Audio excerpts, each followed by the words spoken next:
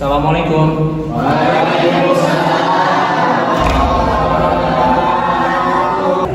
Sebelum kita mulai belajar, alangkah baiknya kita berdoa terlebih dahulu. Berdoa mulai.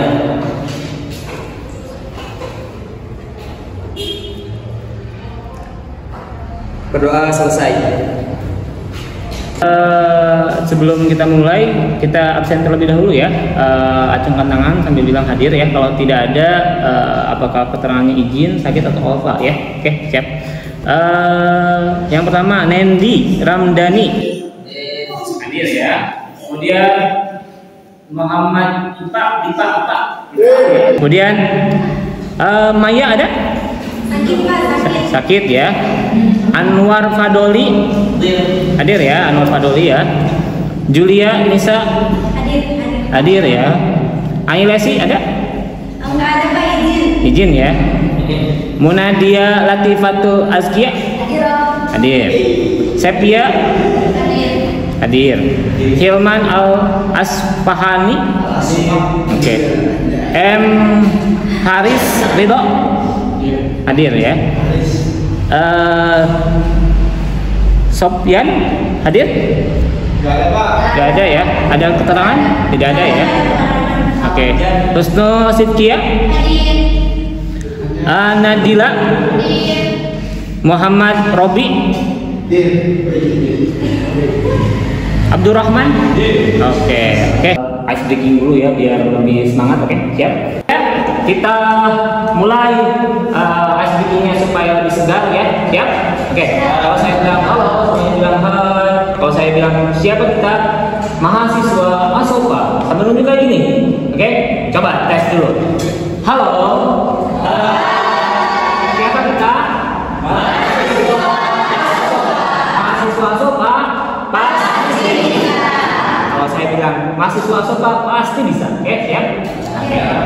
Kalau saya bilang semangat pagi, paginya tidak ya, pagi luar biasa, tetap semangat. Oke, siap. Nah, kalau saya bilang are you ready, semuanya bilang go. Siap.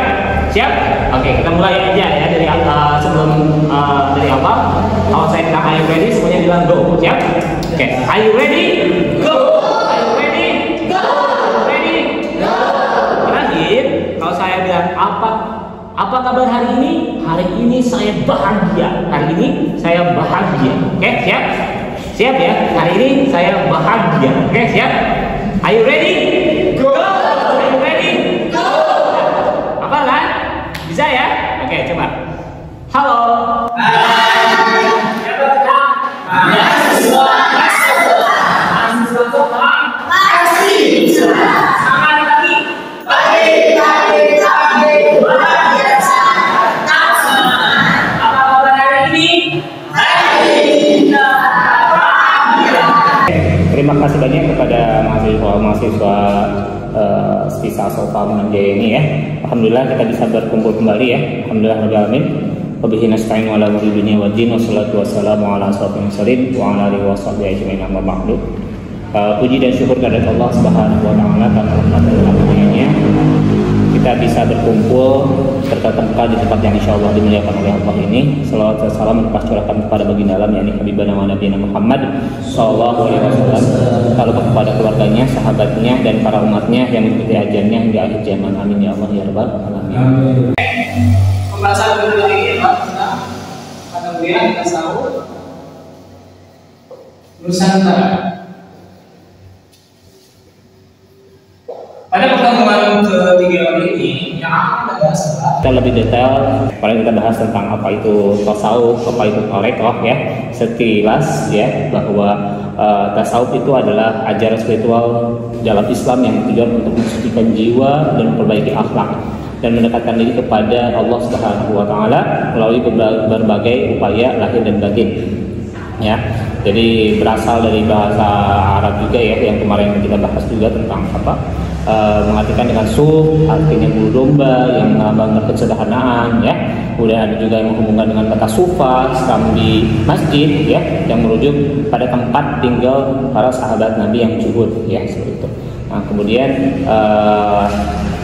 Di sini kenapa kita bahas tentang thariqah itu kan artinya jalan ya teman-teman semuanya. Dan di buku ini, buku Tasawuf Nusantara karya Dr.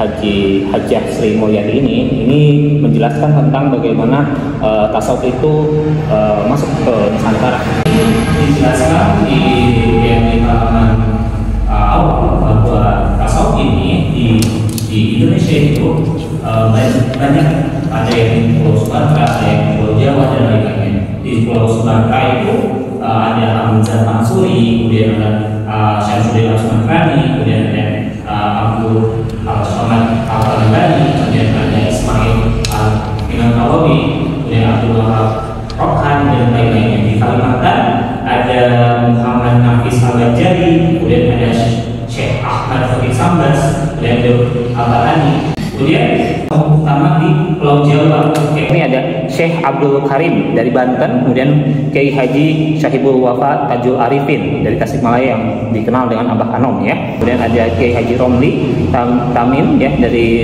Rejoso ya, Rejoso Jombang melalui Jawa Timur. Jadi ada namanya thariqah muktabaroh ya. Thariqah itu kan jalan spiritual dalam Islam. Thariqah muktabaroh itu terdapat lebih dari 40 thariqah ya. Ada yang tadi saya bahas sebagai contoh, ada yang paling populer ada thariqah Naqsabandiyah, Qadiriyah, kemudian ada TKN, ada Sajidiyah, Tijaniyah, Samariyah. Banyak thariqah di Nusantara ini ya. Maka didirikanlah tahun 1999 ini kemudian Jatmah atau Jamiah Al-Hadith Thariqah Al-Muktabaroh Al-Nahdiyah didirikan pada tahun 1979 sebagai badan otonom di bawah badan otonom NU ya. Yang kalian tahu di Jatmah ini yang terkenal ya. Habib Lutfi. Ya betul. Benar, Habib Lutfi itu yang dikenal sebagai pejabat Islam ketua umum di Jatmah ini ya. Dan beliau juga terkenal sebagai musyrik dari thariqah Sajidiyah seperti itu ya. Jadi ketika teman-teman masuk thariqah, alangkah bagusnya ada guru. Soalnya kalau misalkan kita tidak ada guru, takutnya pusing. Izin bertanya Pak, Gimana? apakah banyaknya thariqah atau berbeda-bedanya thariqah itu menganut pemahaman tasawuf yang sama? Oke, terima kasih banyak ya kepada Abdul Rahman ya. Tadi banyaknya thariqah apakah mempunyai pemahaman tasawuf yang sama ya? Jadi secara umum ya banyak thariqah memiliki pemahaman tasawuf yang sama dalam tujuan utamanya. Kalau tujuan utamanya yaitu untuk mendekatkan diri kepada Allah, mencapai kesucian jiwa atau kita sebut dengan kata suci nafs dan merasakan kehadiran Allah. Ya, tasawuf adalah inti ajaran spiritual, sedangkan thariqah adalah jalan yang cukup untuk mencapai tujuan dari tasawuf itu sendiri ya. Namun meskipun memiliki tujuan yang sama, ada perbedaan dalam metode amalan dan penekanan di antara sebagai thariqah. Perbedaan ini meliputi dari zikirnya, wiridnya ya. Setiap thariqah mungkin memiliki bentuk zikir, pengulangan nama Allah atau kalimat thayyibah ya. Dan wirid bacaan doa atau amal hukum yang khas baik dari segi lafal, jumlah maupun tata cara pelaksanaannya. Misalkan ciri khas dari Qadariyah biasanya zikirnya itu jahr, la ilaha illallah, itu la ilaha illallah jepkan ke dalam hati, ya kan? Kemudian ada yang syir, misalkan tadi ya Naqsabandi biasanya di dalam hati saja zikir mah ulah tarik misalkan seperti itu. Tapi intinya sama zikir kan seperti itu ya. Jadi ya memang kita ketika kita mau belajar tasawuf ya kita bisa langsung lihat ya di Jatman ini yang cocok yang mana nih ya. Untuk Abdul Rahman ya intinya sama untuk mendapatkan diri Allah, cuman tadi intinya juga sama zikir, tapi pada saat pendekatannya yang beda adalah caranya apakah yang zahar atau yang sir, atau misalkan jumlahnya ya. Kalau TKN ada 165 itu jumlahnya harus ditentukan gitu kan, kor 165 karena kan Rasulullah juga zikir itu sebanyak-banyaknya. Justru kalau kita nggak disebutkan 165, kadang kita nggak zikir masalahnya gitu kan. Kalau di thariqah lain mungkin 33 seperti itu ya. Yang terpenting adalah tidak keluar dari ajaran Islam. Kalau misalkan keluar, kita hindari. Misalkan ngaku thariqah tapi melakukan kegiatan-kegiatan yang musyrik, misalkan sambil apa ya, ada ya kegiatan kayak misalkan sambil debus gitu kan atau apa gitu kan, sambil nyakitin badan gitu kan, ada ya kayak gitu. Itu harus hati-hati ya. Kita nanti bisa dilihat ya di jadwal. Oke, cukup? Oke, terima kasih banyak kepada Abdurrahman, boleh tepuk tangan.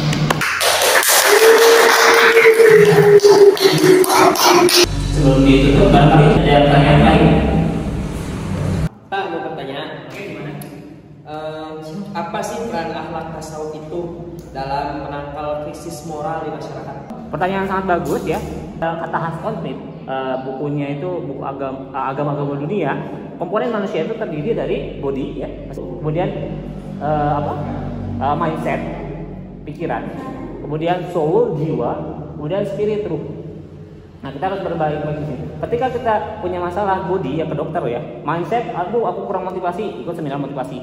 Soul, jiwa ya, dengan pendekatan spiritual rasa ya. Kemudian ada yang namanya spirit atau ruh.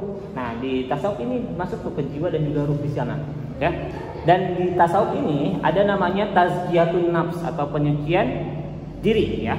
Jadi krisis moral satu ya, penyucian diri atau tazkiyatun nafs. Krisis moral seringkali disebabkan oleh hati yang dipenuhi sifat-sifat tercela seperti iri hati, kesombongan, keserakahan, egoisme. Tasawuf mengajarkan proses tazkiyatun nafs melalui serangkaian amalia seperti zikir, ibadah, introspeksi diri, yang muhasabah, serta mujahadah, perjuangan melawan hawa nafsu dengan membersihkan hati dan kotoran-kotoran ini, ya, gitu. Kemudian yang kedua, membangun kesadaran spiritual dan kedekatan dengan Tuhan atau qurbah ya. Salah satu akar krisis moral adalah hilangnya kesadaran keberadaan Tuhan dan tujuan hidup yang tinggi. Tasawuf menekankan pentingnya kedekatan dengan Allah. Ketika seseorang merasa selalu diawasi oleh Tuhan, ia akan lebih berhati-hati dalam setiap tindakan dan perkataannya. Rasa muraqabah, rasa diawasi ini menjadi benteng kuat untuk menghindari perbuatan maksiat, mendorong perilaku terpuji karena kesadaran manusia bahwa segala sesuatu akan dipertanggungjawab di hadapan Tuhan. Yang ketiganya, pembentukan karakter dan akhlak mulia. Di tasawuf adalah ilmu tentang akhlak dan moralitas. Melalui ajaran tasawuf, seorang dibimbing untuk menghiasi diri dengan akhlak mahmudah terpuji dan menjauhi akhlak mazmumah tercela. Ajaran seperti zuhud, ya, tidak terikat hal duniawi, merasa cukup, qanaah, sabar, syukur, tawakal, dan ikhlas, ada makom-makomnya ya. Jadi pedoman perilaku sehari-hari ya. Kemudian yang keempat, menumbuhkan empati dan kepedulian sosial atau mahabbah, mencintai Tuhan dibanding dengan makhluk ya. Tasawuf justru mengajarkan mahabbah, cinta yang universal, tidak hanya kepada bukan cuma kepada Tuhan saja, juga bagaimana ke sesama manusia. Konsep ini mendorong terciptanya keharmonisan sosial, menghindarkan konflik dan menumbuhkan rasa tolong-menolong ya.